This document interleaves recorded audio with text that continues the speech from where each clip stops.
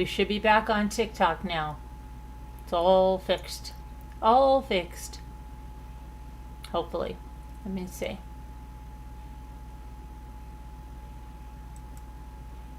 Welcome to TikTok. Yeah, we're streaming on TikTok again.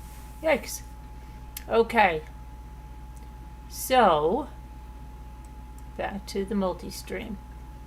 We're going to talk about true crime. Now, like I said, I've had about like 3 hours of sleep. I've been going since, what was it, about 6:50 this morning. Going, walking a tremendous amount. You know, when you go on college visits, you walk from one end of the campus, back, you know, stairs, all that stuff. I've been going since, we had a really good visit. It was a really fun time, really, really good. We all went. So, yeah, we had a nice time. But, I'm tired, and I want to do this. I do want to look at these cases, but I am a little tired. Got another busy day tomorrow, and then a really busy day Monday, and then a tremendous week. So, what are you going to do, right? All right, let's go. We're going to talk about this stuff. I think I'm going to do that mother.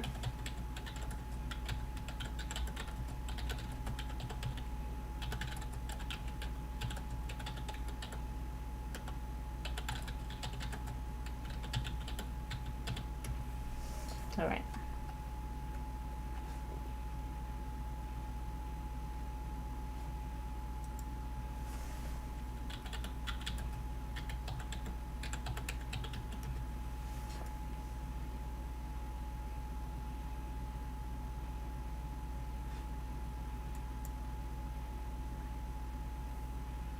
Okay, here we go. Here's the mother. Brooke Kesler, West Virginia.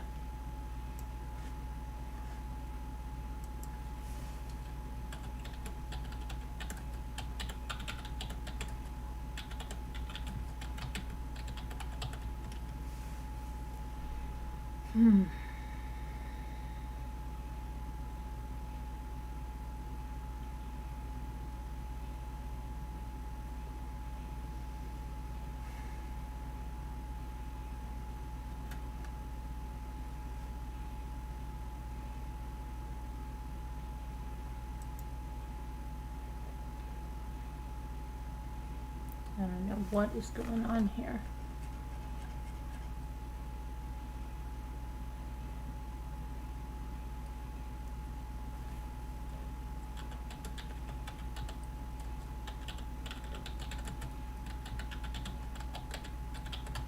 Just want to get her photo up here. Here we go.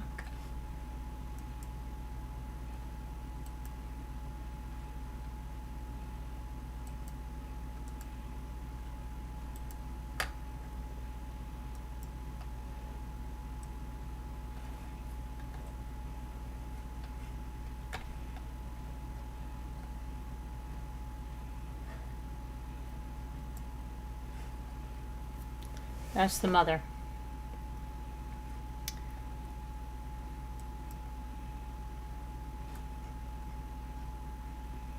Okay, so this is Hurricane, West Virginia. Didn't even know there was such a town. Grand jury has now indicted Brooke Kesler in connection with the death of her 16-day-old child. Investigators arrested Brooke Kesler, charged her with the death of a child by a parent or guardian after the investigators say that her 16-day-old newborn died from serious injuries. State troopers say they were called to the CAMC Women's and Children's Hospital on June 20th. It's my mother's birthday. Regarding an unresponsive 16-day-old baby. Investigators determined the baby died from serious injuries. They say the injuries were suspicious. They did not appear accidental. The indictment lists the following charges: death by a parent, guardian, or other person, or person in a position of trust in relation to a child by child abuse resulting in serious bodily injury, child neglect resulting in death, strangulation, malicious assault, and domestic battery.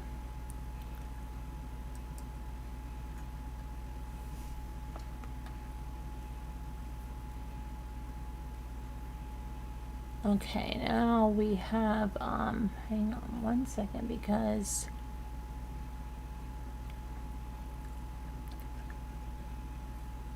what she's claiming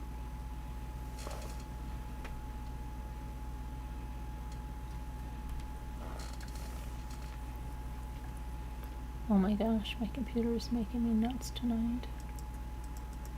I'll tell you what she's claiming over here.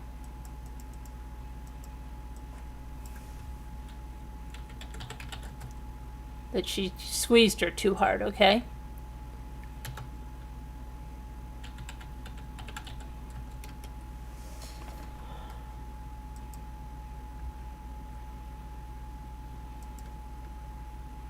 She said that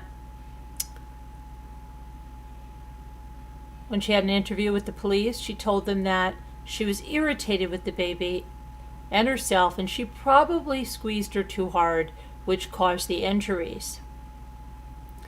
The child had the newborn baby child, 16 days old, had 6 broken ribs, a swollen arm that was broken. Can you imagine this poor baby, 16 days old?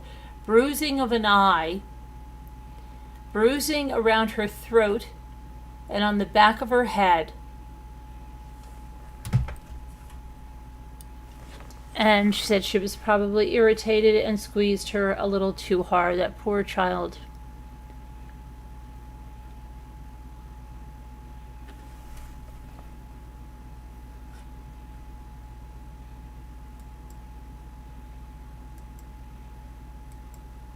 Let's see how old she is. How old this mother is. I always find it amazing that they go through the whole pregnancy and everything, and then they do something like this, and then they're always getting pregnant, these people that do this kind of stuff, right? It's very perplexing. Okay. She stated she did not intend to squeeze that hard. She stated that the ribs may have broken when she picked the baby up by the chest to burp her, and she was irritated and squeezed the baby too hard, which probably broke her ribs. She suggested that her husband may have broken the baby's arm by picking her up, but the husband said that his wife had been suffering with postpartum depression and that he had enlisted help from his mother with the baby. Mr. Kesler stated that he had to stop her a few times from shaking the baby, and that he would take the baby from her and have her cool off. The officer asked Mr. Kesler about the accusations of breaking his baby's arm by picking her up, to which he replied he would pick her up and let her bounce on his chest, but he never was aggressive with her. Kesler was initially charged with child abuse causing serious bodily injury, which was upgraded to abuse resulting in death. But a Putnam County grand jury went further, indicting Kesler on charges of death by person in position of trust to a child by abuse, child abuse resulting in serious bodily injury, child neglect resulting in death, strangulation, malicious assault, domestic battery. Yeah, terrible, terrible. Come on, that one. Okay, now we're going to talk about that home invasion and the police killing the wrong man.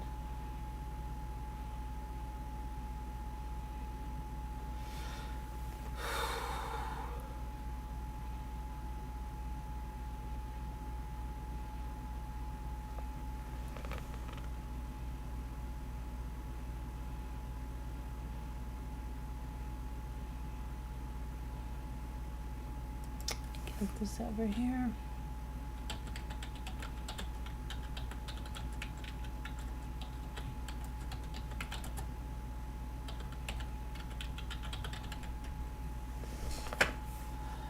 Okay, here we go.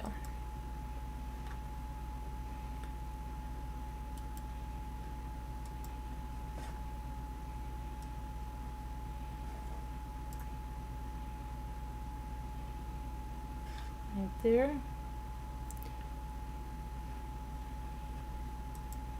So, police shot and killed the dad who called 911 for help instead of the person that was the home invader. Brandon Durham, a 43-year-old father and realtor, was killed by a police officer in Las Vegas home in the early hours of November 12th. A man was shot and killed by police in Las Vegas after calling for help amidst a violent home invasion. Now his family is speaking out. In the early hours of Tuesday, November 12th, Brandon Durham called 911 and reported that two people were shooting into and attempting to break into his home. He was at home with his 15-year-old daughter. Later in the call, Durham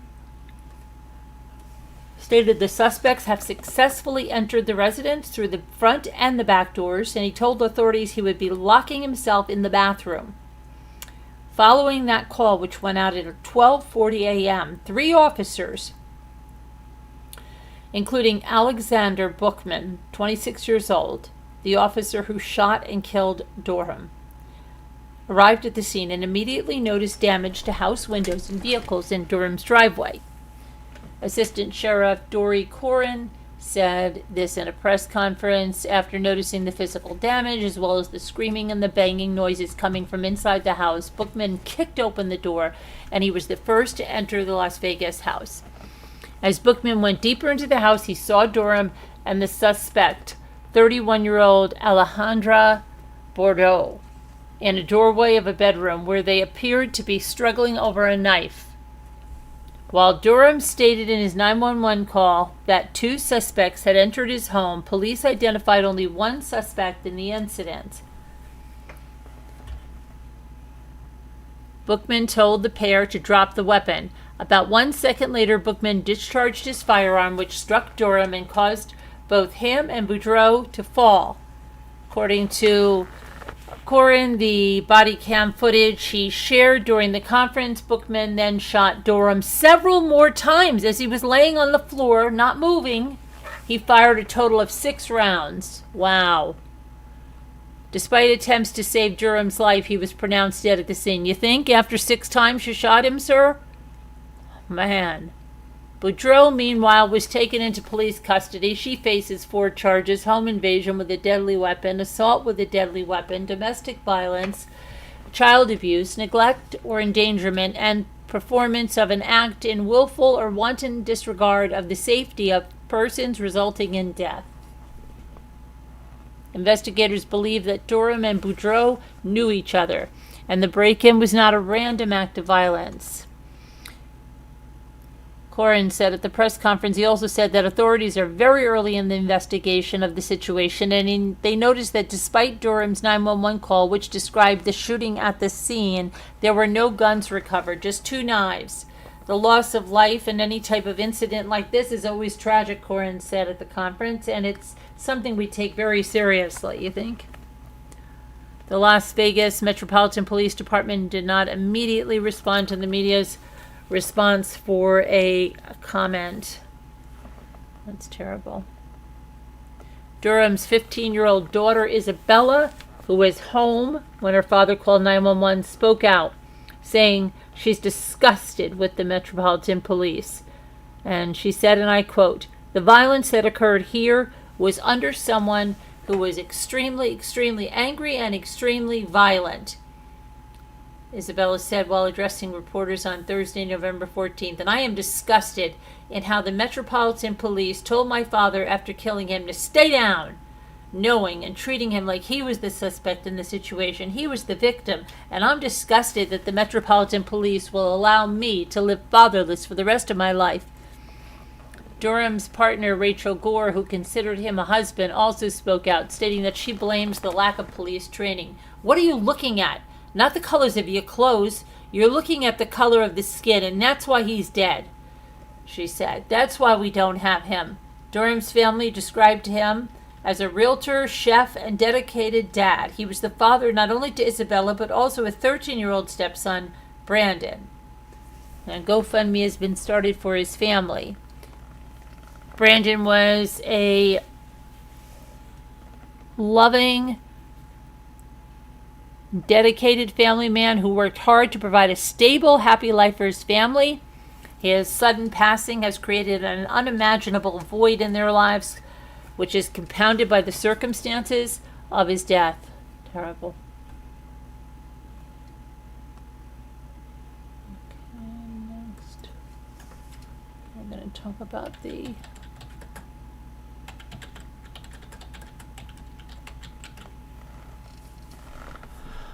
All right.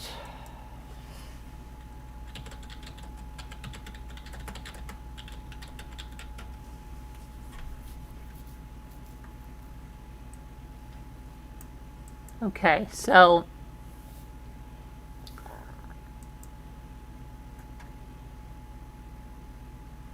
let me put these guys up here.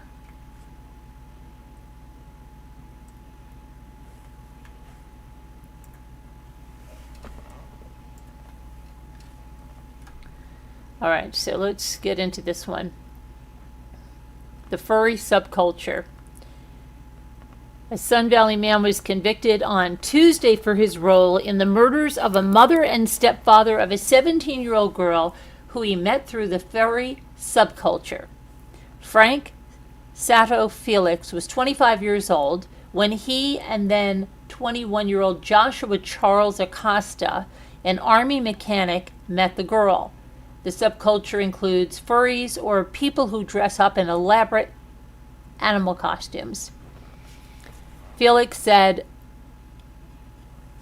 the teen began a romantic relationship with Felix, but her parents, 39-year-old Jennifer Goodwill Yost and 35-year-old Christopher Yost, disapproved of it. Okay? On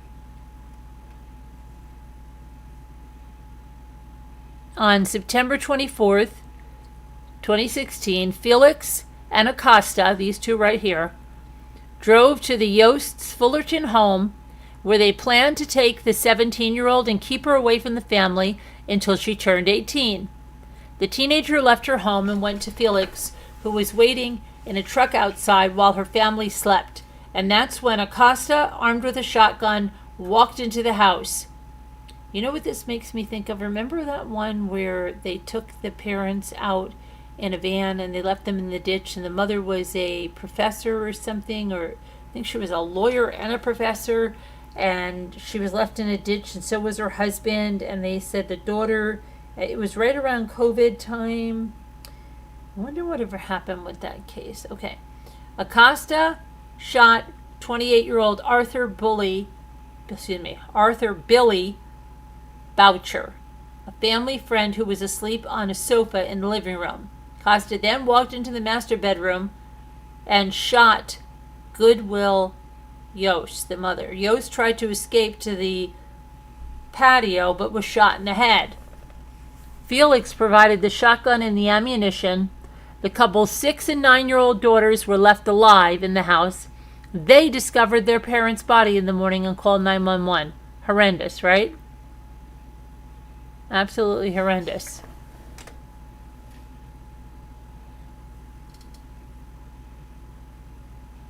During Acosta's trial, the 17-year-old testified that her stepfather had repeatedly essayed her between the ages of 7 and 15. She also testified that Felix had blackmailed her to have relations with him, or he would tell her mother about the abuse. She planned to tell her mother and run away from home the day of the murders.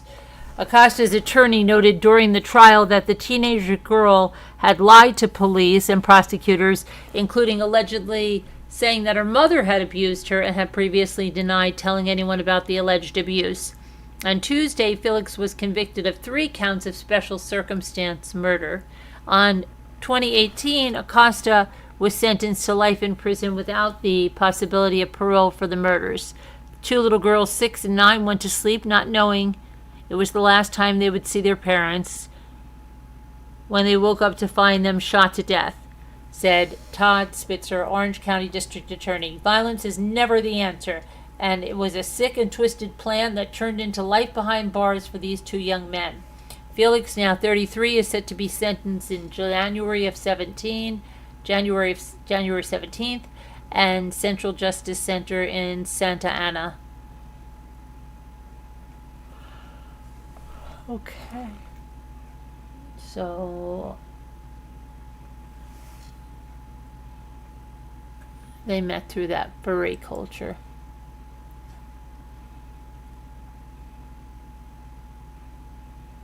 And so it goes, right?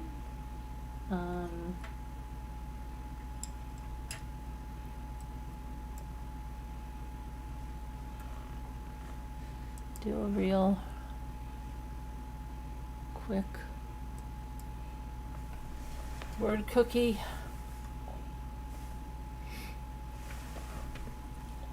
And then I'm going to bed. Hi, Captain Lee Fan. How are you? Sorry, I'm just exhausted. Hi, Joanne Smith. In Australia, we have no guns. Our system seems to help the offenders. It's sickening. They all scream mental health. Yeah, I know, right? It's nuts.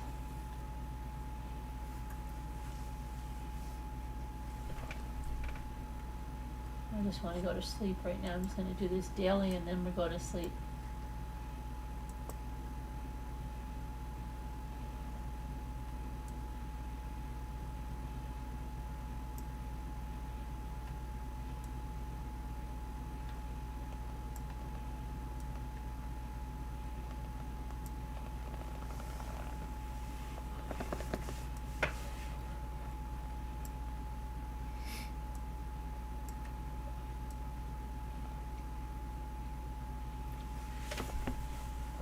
Well, let's see.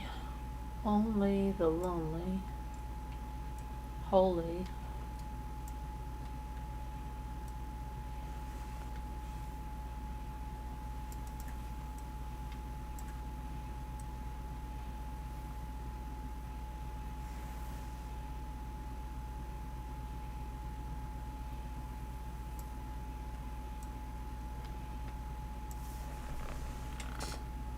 Cola didn't work? Really?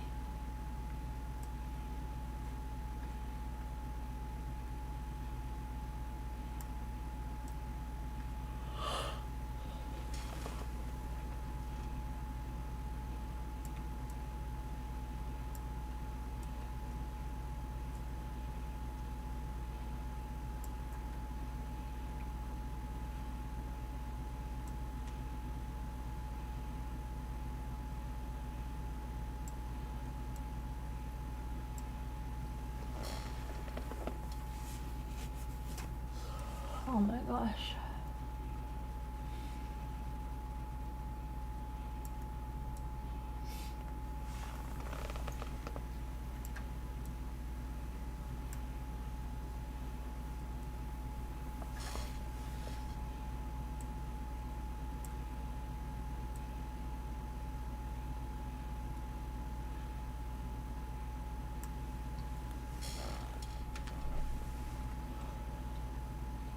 Oh my gosh, what you got? Let me see if you guys got any words in here. Cola, they don't have it. Cola. Nope.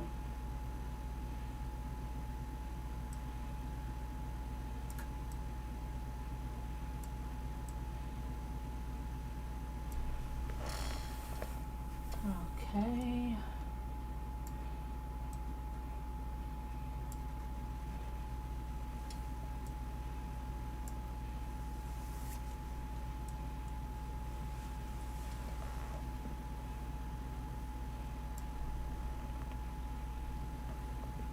Not show?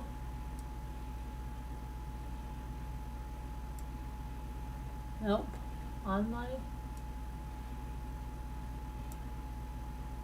Nope.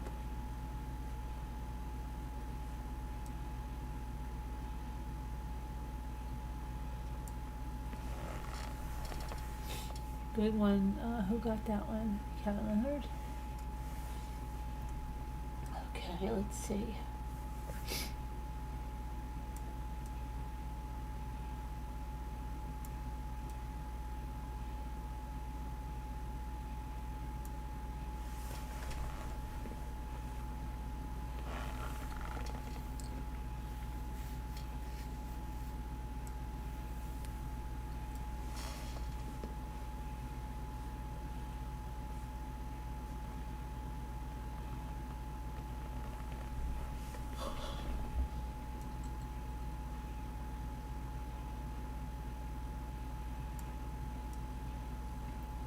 Cal?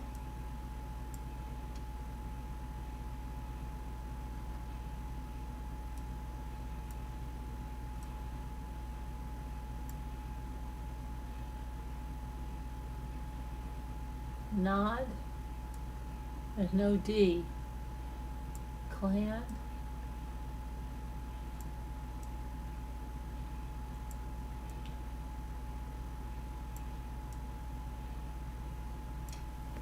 Okay, I'm gonna have to finish this tomorrow. I am exhausted, guys. I'm going to go to sleep. I will see you tomorrow. We'll have things we'll want to talk about. So will you. God bless everybody. Be good. Love you. And be good. God bless. Prayers for all that need them. We'll see you tomorrow. Oh, Jip Jip. I seen that supposedly her and Ken broke up, right? There was a baby shower and supposedly Ken's broken up with her and she's deleted everything baby related from her Insta and TikTok, and something's going on. It says, who knows? Could be a ploy for the lifetime thing. We don't know, right? See you later, guys. Love you. Goodbye.